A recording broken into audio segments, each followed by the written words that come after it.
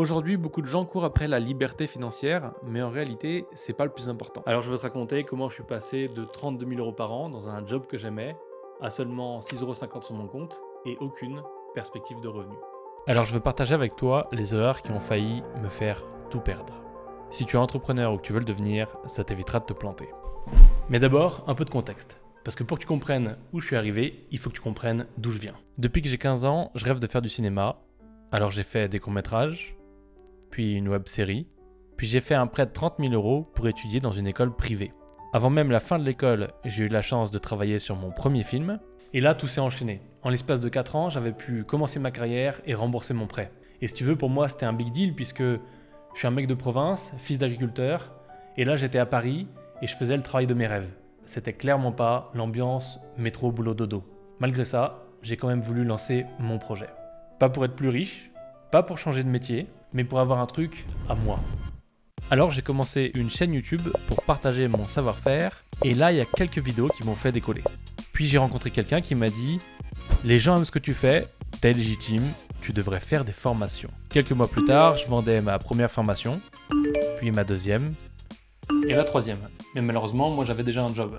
Et faire la chaîne YouTube, plus les formations, en parallèle de mon travail, ça commençait à faire beaucoup. Mais ça m'intéressait, alors j'ai décidé de continuer.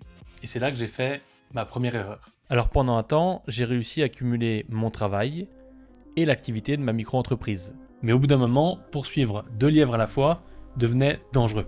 J'ai donc commencé à refuser du travail, et plus je vendais de formations, plus je refusais du travail, jusqu'au jour où j'ai simplement quitté mon travail. Et là, c'était la merde. Parce qu'avant, je développais mon activité en parallèle de mon travail. Il n'y avait donc pas d'enjeu majeur puisque j'avais déjà un salaire pour vivre. Mais d'un coup, j'avais plus de salaire et donc ma micro-entreprise devait me permettre de vivre. Cette erreur de timing, comme tu l'as compris, elle a mis en danger mes économies, mon revenu, et elle m'a fait vivre un stress pas possible. Et pourtant, j'aurais pu agir intelligemment et appliquer une règle connue, tu ne quittes pas ton travail tant que ton entreprise ne te rapporte pas l'équivalent de ton salaire. Mais bon, j'avais décidé de consacrer mon temps à mon entreprise et de quitter mon travail un peu trop tôt. Je devais assumer maintenant cette erreur et j'allais justement faire ma deuxième erreur. À cette époque, j'avais payé Jean-François pour qu'il me conseille afin d'éviter les mauvaises décisions. Et un jour, il m'a dit Alors, ne passe surtout pas en société si tu n'as pas plus de 50% de charge dans ton activité aujourd'hui en tant qu'auto-entrepreneur. évidemment, tu peux deviner ce que j'ai fait. Alors pour que tu comprennes mieux l'impact de ce changement, on va voir un exemple. Partons du principe que ton chiffre d'affaires est de 30 000 €. En micro-entreprise, tout ce chiffre d'affaires t'appartient, sauf 22% qui sont les cotisations sociales. Par contre, en société, tu vas devoir payer des charges. Ces charges, elles sont pas forcément obligatoires, mais elles sont fortement recommandées et elles vont s'élever à hauteur de 3 000 €. Dans ces charges, tu vas avoir différentes choses comme le comptable, le compte en banque et une assurance. Une fois que tu auras payé ces charges, il te restera de l'argent. Mais si tu veux prendre tout cet argent comme salaire, tu vas devoir payer des cotisations sociales. Et tu te rends compte qu'en micro-entreprise, tu gagnes plus qu'en société. Alors évidemment, là c'est hyper simplifié. Mais la leçon reste la même, c'est de ne pas faire l'erreur d'aller trop vite et de prendre des mauvaises décisions pour les mauvaises raisons.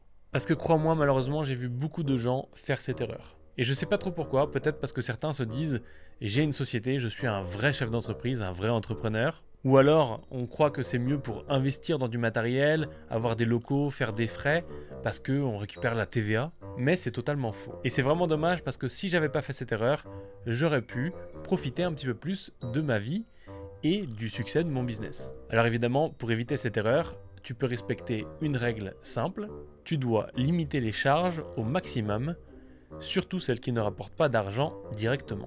Et d'ailleurs c'est marrant parce que c'est en respectant cette règle que j'ai fait ma troisième erreur. Et non, j'ai pas dépensé plein d'argent dans des choses qui n'en rapportent pas, je pensais même d'ailleurs que j'étais un grand stratège, absolument extraordinaire, mais pas du tout.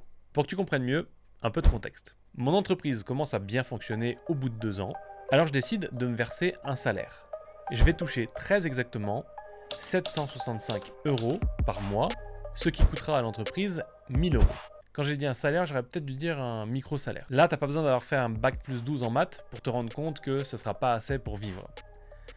Et effectivement, c'était pas assez pour vivre. Évidemment, j'aurais pu me payer plus, puisque l'argent était disponible, mais c'est pas ce que j'ai fait. Et ce qui est le plus frustrant dans tout ça, c'est que chaque année, la société payait beaucoup d'impôts. J'envoyais donc à l'État des tonnes de thunes qui auraient pu être mon salaire. Mais heureusement, la frustration et ce livre m'ont ouvert les yeux. C'est ce qui m'a permis de comprendre que je devais me faire passer en premier. Parce que préserver l'entreprise, c'est bien, mais toi, tu es le pilote de l'entreprise. Et donc, tu dois te préserver aussi. Et c'est justement le message de cette vidéo. La liberté financière que te vendent les gourous ne devrait pas être ta priorité. Parce que tristement, tu risques de fuir ta situation actuelle en courant après la liberté financière et au final te retrouver à prendre des décisions à la hâte qui ne sont pas les bonnes et qui vont te mener à ta perte plutôt qu'à ta réussite. Et le pire dans tout ça, c'est que ça peut t'arriver quand tu gagnes pas beaucoup d'argent et quand tu gagnes déjà beaucoup d'argent. Et donc pour ça, il y a une règle simple, c'est que tu peux écouter les conseils. Évidemment, il faut faire la différence entre les bons et les mauvais conseils, mais si j'avais écouté les conseils que j'ai trouvés dans des vidéos gratuites comme celle-ci, ou encore les conseils des gens que j'ai payés, j'aurais beaucoup moins galéré, alors que pourtant mon entreprise fonctionnait très bien. Parce que franchement, je t'avoue que je me souviendrai toujours de ce matin où j'ai réalisé que j'avais plus de thunes. Et à ce moment-là, même avec de la méditation, une bonne morning routine, t'es pas réellement satisfait de ta vie. Et pourtant, la solution, elle était simple. Ce que tu veux, c'est avancer, sans jamais reculer, et pour ça, tu dois privilégier la sécurité financière plutôt que la liberté financière. Et pour t'aider avec ça, tu peux retenir une notion très simple. Il faut garder plus avant de gagner plus. En clair, ce que ça veut dire, c'est qu'il faut que tu arrives à gérer l'argent que tu gagnes déjà. Parce que si tu ne peux pas gérer 100 euros, tu ne pourras pas gérer 100 000 euros. Et d'ailleurs, je te donne ma méthode ultime qui m'a permis d'économiser 50% de mon salaire dans cette vidéo.